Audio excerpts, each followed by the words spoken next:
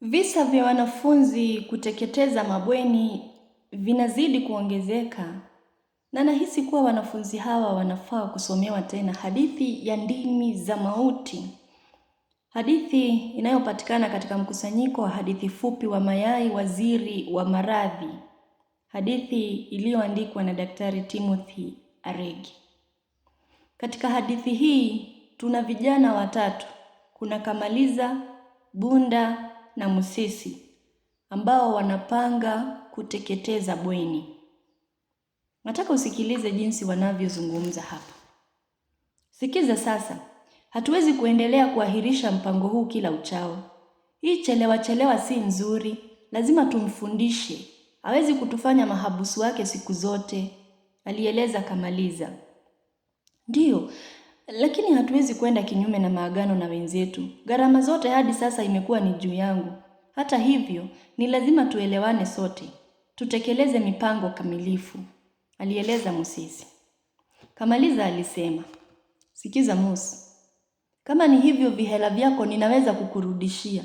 Wewe huoni kwamba ni lazima tumshtue kidogo, sharti atuheshimu. Ipo haja kama, hata wazee wangu mimi hawajawahi kuniadhibu au hata kunigombeza. Bunda naye alitoa rai yake. Ni rahisi kusema, kumbukeni mzaha hutumbuka usaha. Tukutane kesho kuyazungumza haya. Aliondoka Musisi. Unaona sasa? Nilikwambia tangu mwanzo mshamba huyu. Bunda alimweleza mwenzake. Huo ushamba tutaushambulia. Nitasubiri kuona atakavyotoka mbio. Mbio au kukurupuka hivi. Walicheka na kupongezana kwa kupiganisha viganja, huku akiangaza huku na huku wasije wakatekwa bakunja kwenye shughuli yao. Kwa hivyo hawa ni wanafunzi wanaodhani watachoma alafu watashangilia kuona watoto wakitoroka, kuokoa uhai wao. Halafu tunaambiwa wale marafiki wawili walivuta pumzi gizani. Kumbuka Musesi aliondoka. Musesi sasa lazima keshajiunga na wenzake kulala. Wenzake hao wawili walipanga kwenda kumwamsha kabla ya kuiachilia dharuba ya mwisho. Huo ndio wakati wa kumsuta na kumcheka kwa kebehi. Hapakuwa na wakati wa kuchelea tena. Kila mmoja alijitosa kwenye jukumu lake na muda si muda ikawa, umemaliza? Naam, kote umezunguka. Kabisa, kazi kwako sasa. Sasa nenda dirishani kwake ukamwamshe. Ukiona tu miale piga kamsa ile mbaya. Kisha tukutane pale pembeni. Kamaliza alimueleza Bunda. Sumaku za petroli hazikufanya ajizi. Moto wa kutisha uliruruma na kuyatatarisha majengo. Haikuchukua muda eneo zima likaangazwa na mwangaza uliokitimua mbio kile kiza. Nyimbo za mbwa, kerengende na bundi zikamezwa na hasira ya ndimi za moto. Katikati ya mirurumo hiyo ya moto, kamsa ilipasua hewa. Moto! Jamani moto! Mungu! Sauti zilihimiza. Mus toka! Utateketea humo! Mus, haraka! Mus! Sasa, lilikuwa ni zogo si zogo. Vilio si vilio. Majonzi si majonzi. Joto la kutisha lilisambaa haraka mle ndani. Vilio dhaifu vilisikika. Katika harakati za kujiopoa kila mmoja alikimbilia mlangoni. Katika hamaniko hili wengi walibanana mlangoni. Mlango wa ule upembe mwingine nao ulikuwa umekomewa kwa nje. Mpapatiko wa roho uliwatuma wengine kujinasua kwa kupitia madirishani, lakini nayo yalikuwa yamewambwa kwa vyuma kwa ajili ya usalama wao. Kilikuwa kivangaito sasa.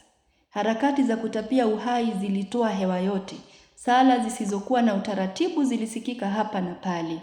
Walijitahidi, wengine uchi, wengine nusu uchi, kujibandua kupitia madirishani. Vilio kutoka mle jahanamu vilikuwa vingi. Wanakijiji wote walifika ili kutoa msaada wao. Walijitahidi juu chini kupambana na moto uliowaka kwa gamidha hasa. Zimamoto wa mjini muda huo wote hawajafika, wala hapana ajuaye wako wapi. Laana za kila aina zilitanda hewani. Hapakuwa na chochote cha kudhibiti janga la sampuli hii mle shuleni. Wengine kwa kuemewa wamebakia kuachama tu. Wachache wanatokwa na michirizi ya machozi kuona ndimi za moto zikiwaka. Joto liliwafurusha watu mbali na wakawa kama wanawapa migongo watoto waliokuwa wakiteketea. Wakabakia kushika tama na kuulizana, Kwa nini?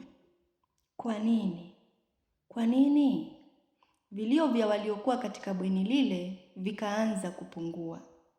Manusura waliopata majeraha, mmoja wa hawa Musesi, walikimbizwa hospitalini. Gari la zimamoto lililoishia kufika kuchelewa lilitekeleza kazi hii. Wasamaria wema walisaidia kuwapeleka wanafunzi hospitalini. Vilio vilienea kila pembe. Wahasiriwa wengi walikuwa hawatambuliki. Ilihitaji moyo wa mauti ili kutotokwa na machozi katika mazingira haya magumu na ya kutisha. Muda wote huu, Kamaliza na Bunda pamoja na wanafunzi wengine kadhaa walishatoweka. Maswali ya asili na fasili ya tukio hilo yalikuwa yakiwasumbua sio wanafunzi tu, bali umma mzima wa eneo lililohusika. Waliokuwa na uwezo wa kumiliki televisheni waliona picha za kutisha zikionyeshwa. Picha za miili ya wanafunzi iliyogeuzwa sura na mauti ya kutisha. Huko walikokuwa Kamaliza na Bunda walitekenywa hisia na picha hizo. Kamaliza alilengwa-lengwa na machozi mara ya kwanza. Moyo ulimpapa na kumtweta. Vinyota viliduru machoni pake. Kiwi kilimwandama, kiza kilimteka. Muda mfupi uliopita, alijiona kaushika ulimwengu viganjani mwake anauchezea kama mtoto anayechezea puto. Sasa aliiona dunia nzima ikimkalia mabegani, ikitaka aibebe yeye. Alihisi wanadamu wanamnyoshea yeye vidole, wakisubiri kuwa mashahidi wa mwereka kati ya mwanadamu na ulimwengu. Nani atambwaga mwingine? Kwa mbali alisikia waliokuwemo chumbani wakilia kwa kite. Sauti hizi zilififia taratibu fahamuni mwake mpaka kukawa hamna kitu. Aliinuka na kuondoka chumbani. Waliokuwa pale, jamaa zake, walidhani kuwa huzuni ya kuona yaliyowafika wenzake ilimgusa mshipa mbaya. Mazishi ya roho zilizoteketea hayakukawia. Baada ya mvutano kuhusu mahali na namna ya kuwazika walioangamia motoni, hatimaye ilikubaliwa kwa kauli moja kuwa pahali patengwe shuleni kwa shughuli hii. Hii ilikuwa njia mufidi ya kuwaenzi hao walioangamia na pia kuhakikisha kuwa tukio lile linabakia kwenye kumbukumbu ya shule na jamii nzima.